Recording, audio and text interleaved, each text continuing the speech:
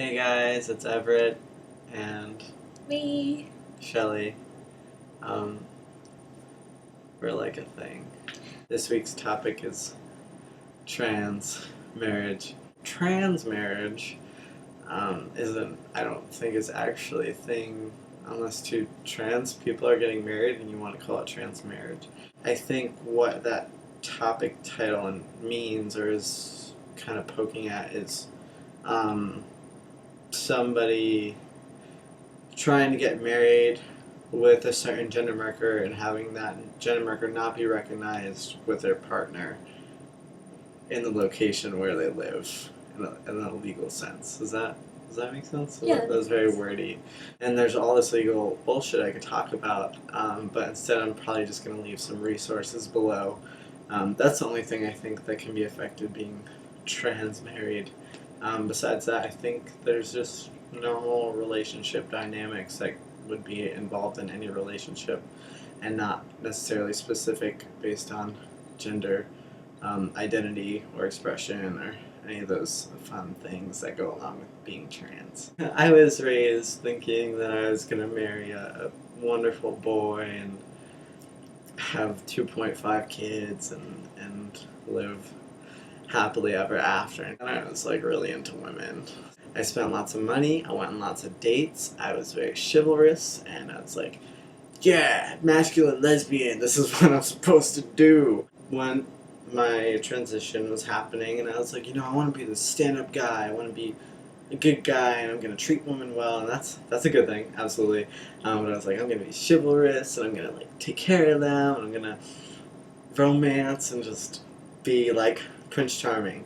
I met Shelly with all these values and feelings and morals, and after being hurt and hurt again by women, but I was still this hopeless romantic and forever, and I'm gonna get married and have a beautiful wedding and drive off into the sunset and have doves come out of my pants. So we were having this conversation early on, and I was like, oh. And there was kind of a red flag, I think, that went up for her when we talked about jealousy and relationships, because I have been jealous in the past. So she was just kind of like, I think you should be healthy with somebody, and these labels, and when you put a label on something, it puts this pressure on it, and it just makes you fucking feel trapped, and you have to have X, Y, and Z expectations, and why change everything when you throw a label on it? Why does that happen, and why do relationships crumble or marriages crumble once you put that title on it? So it kind of got me thinking a little bit outside the box, and then Shelly also introduced me to non-monogamy, sort of in a way where there's a physical act, and then the separation of sex and love, essentially. Boom. And that's why she's here, because she's going to talk about all that stuff. Now I have a way more open view, and I'm going to have Shelly talk more, because I think she's a bit more articulate. One of the things I actually learned recently, probably in the last 2 or 3 years, is the concept of labels in marriage, and the whole idea that in my previous relationships I've always had like this label, and I don't know if it was just me or maybe I grew out of it, but I always felt like I was so constricted and so trapped in the relationships, because the second beforehand we're dating and having fun, and then all of a sudden it's boyfriend-girlfriend or girlfriend-girlfriend or boyfriend-boyfriend, and everything snaps. All of a sudden I start realizing for the rest of my life I can never kiss another person. For the rest of this relationship I can never be physical with someone else again. For the rest of this relationship I'm afraid to do certain touches with other people, do certain hugs, do certain everything that beforehand was so carefree, loose, and then all of a sudden when that label's on, the whole dynamic changes, and then all of a sudden the second I'm in a relationship I feel immediately trapped, and I start resenting the person as time goes on. I start resenting, and then that's when things start to get secretive, like you start hiding text messages because your partner won't approve, even though you don't think it's flirty or you don't think it's bad. But the whole secrecy aspect, the whole concept of, because I can't have it, I want it more. And although I don't condone cheating in a monogamous setting, I think there's a fine line between someone who appreciates intimacy with people and wants to explore my sexuality, especially since I'm young, especially since I'm just figuring all this stuff out, and being completely faithful to my partner and completely honest to my partner to the best of my ability.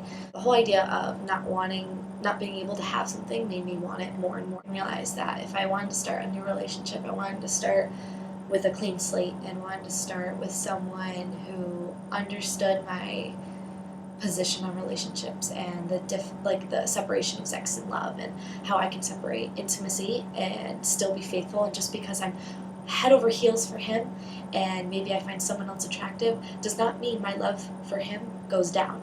All it means is for someone else goes up a little bit. I feel that my heart is big enough to love numerous different people in different ways and be intimate in a plethora of ways. I think it's a form of trust, when knowing I can have anything I want, knowing I can go out and sleep with 100 different people, have relationships with 100 different people if I wanted to, it actually makes me want it less. Because now I know I have the greatest thing I could ever possibly have. Why would I go searching for something else? But I know I could if I wanted to. I know that I choose him every single day, and he chooses me every single day, and we wake up every morning and totally enamored with one another. And it's something that is hard for other people to understand, but it makes perfect sense to me. Like when I see, obviously monogamous relationships work for tons of people, but when I wake up and feel free for the first time in a relationship and not feel so constricted, because every time the idea of someone else or doing something with someone else that is not my partner always heightens our romance, I think, a little bit. So I know it sounds crazy to a lot of people, but I don't think a piece of paper can really define what we have. However, obviously there are benefits to marriage, and that's why a ton of people do it. It's really hard because I can't say that like I don't care about like social labels when I'm like on the fucking social media creating YouTube videos and like fixing my hair before I start recording. So like, yeah, I like the sort of like the weight that marriage has and like the recognition, but like then I think it's stupid. So it kind of goes back on itself, and I could live my whole life not being married and just hanging out with her every day and being happy and have people not understand why we're not getting married, and I'll be perfectly fine with that as long as we're happy and healthy, rather than have this label on it and ruin everything that we are and constrict everything. I don't need that to feel complete or to feel happy. Or committed, for that matter, because like... I'm talking for you, I'm sorry. Yeah, no. That's what I was saying, yeah. It's good. Look at the couples who have been together, the gay couples, lesbian couples who have been together for years and years and years without this piece of paper, without this certificate, without equal rights. You're forced to think about these things. So I feel like a lot of people in the queer community already know that they're outside of society standards. So the concept of marriage is already something completely different to some, not to all, to gay couples, to lesbian couples, to queer couples in general. So I think we have a lot, I think we just think about it a lot more too, because we were forced, it's put in our face every single day of the privilege that we do not have. Relationships will blossom and bloom if you have communication, open communication, honest communication, and trust and some love in there. Yeah, and controlling someone also. Just throw this in there. You can't. You can't, because they're going to do what they want anyways. You can't control another human being. Thanks for Shelly appearing in this video. If you're in Toronto or something, hit us up.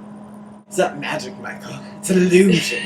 Follow FTM Transtastic on Instagram and Twitter and Tumblr and all that fun stuff.